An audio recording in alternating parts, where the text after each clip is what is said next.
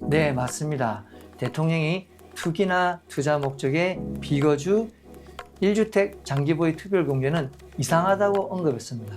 현재 80%까지 가능한 장기 보유 특별공제를 실거주기간 위주로 재편하겠다는 얘기가 시작된 만큼 거주하지 않고 보유만 하고 있는 똘똘한 한 채 소유자분들도 이제는 실거주 여부를 진지하게 고민하셔야 합니다. 앞으로 중과유예가 종료되면 시장은 어떻게 변할까요? 다주택자들 고민이 무거울 것 같습니다. 부동산을 팔기도 그렇다고 버티기도 쉽지 않을 것 같은데요. 토지거래 허가제로 실거주 이외에는 매매가 쉽지 않고 단기적으로는 급매물이 조금 나오긴 하겠지만 양도차익의 대부분을 세금으로 내는 것보다는 증여나 교환 같은 우회적 방법을 찾지 않을까요?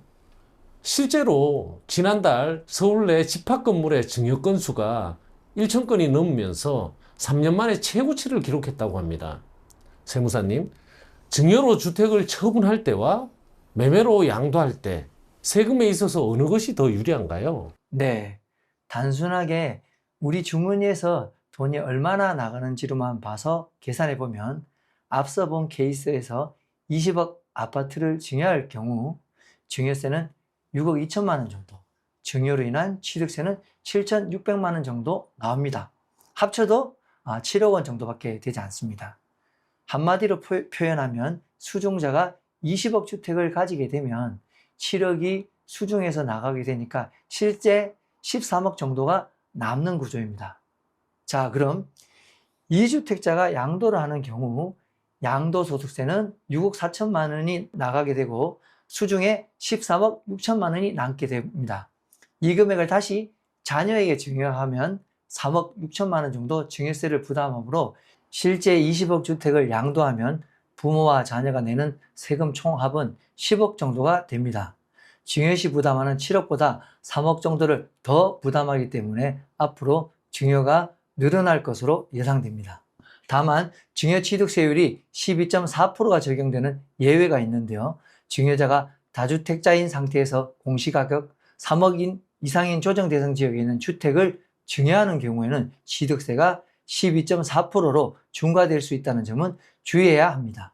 위 예시에서 증여취득세를 12.4% 중과세율로 내게 되면 증여취득세가 2억 5천만 원 정도가 돼서 세금 총합이 8억 7천만 원이 되는데 그래도 양도하는 것보다 유리하다는 결론입니다. 알겠습니다.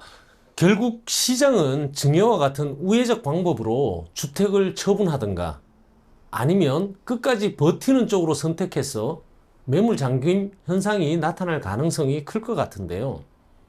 양도세를 중과하면 매물이 늘어날 것이고 그러면 집값이 안정화될 것이다 라는 정부의 정책 의도가 오히려 시장에서 매물을 잠기게 하는 쪽으로 흘러가지 않을까요?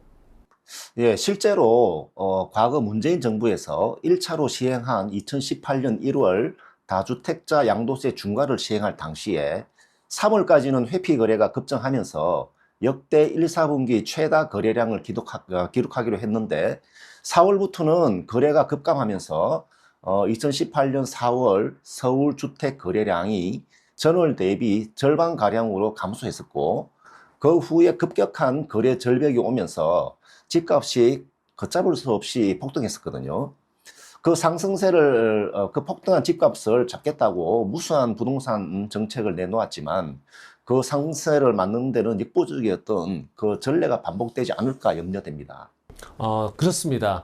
얼마 전 이재명 대통령의 올해 세제 강화를 내비치는 언급을 보았을 때 앞으로 양도세 중과 장기 보유 특별 공제 축소, 취득세, 보유세 등 부동산 세제 전반을 손볼 가능성이 높아 보입니다.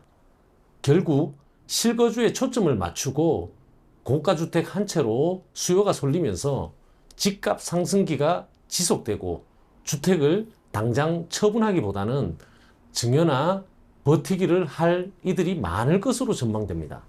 그렇습니다. 세무사님, 마지막으로 시청자분들이 꼭 기억해야 할 핵심 전략을 요약 좀 해주실까요? 네, 세 가지만 기억하십시오.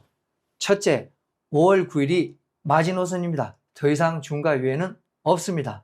5월 9일 전에 잔금까지 끝내야 중과를 피할 수 있습니다. 매도 결정을 하셨다면 지금 당장 매수자를 찾아야 합니다. 둘째, 비거주 1주택자분들, 거주하지 않는 1주택에 대한 세제 혜택, 즉 장기 보유 특별공제액이 축소될 가능성이 매우 큽니다. 정책 변화에 예의주시하시기 바랍니다. 셋째, 개별 시뮬레이션이 필수입니다. 82.5%라는 숫자에 겁먹기보다 내 물건의 정확한 차익과 보유기간을 바탕으로 국세청 모의계산기나 전문가 상담을 통해 실제 세액을 확인하고 움직이시기 바랍니다. 네, 잘 알겠습니다. 대통령이 직접 정부를 이기는 시장은 없다고 선언한 만큼 정부의 정책을 잘 살펴서 어떠한 전략을 펼칠지 잘 선택해야 할 때인 것 같습니다. 네, 맞습니다. 저희는 앞으로 다주택자 양도세 중과 유예가 국무회의에서 어떻게 논의가 되고 시행령에 또 반영되는지, 그리고 취득세와 보유세, 장기보유 특별공제 적용 기준이 어떻게 변하는지 새로운 소식이 나오는 대로 시청자 여러분께 다시 인사드리겠습니다. 오늘 서성혁 대표 세무사님을 모시고 조정 대상 지역 내 취득세, 다주택자 양도세 중과 유예와 같은 핫한 세금 이슈를 다뤄봤습니다. 세무사님, 다음에 또 심도 깊은 세금 이슈를 가지고 또 모시도록 하겠습니다. 귀한 시간 내주셔서 감사합니다.